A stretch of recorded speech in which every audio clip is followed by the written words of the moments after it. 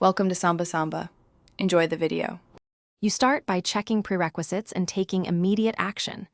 You verify your device OS is supported and free up roughly 200 MB so the update can download.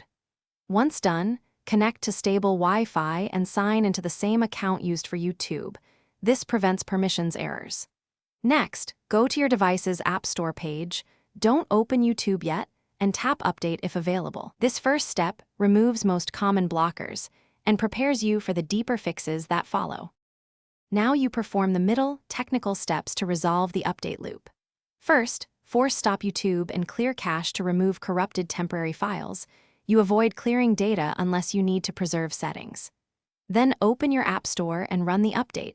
If the store shows no update, toggle your Wi-Fi or sign out and back in to refresh listings.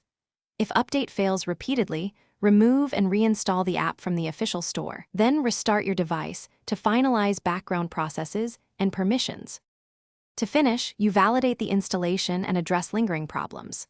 Open YouTube, grant any requested permissions, and play a short video to confirm playback and sign in.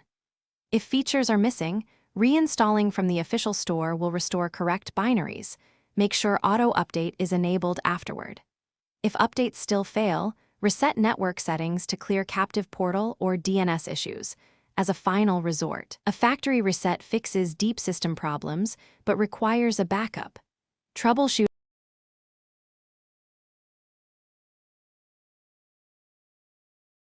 Thanks for watching. Consider subscribing if we helped you.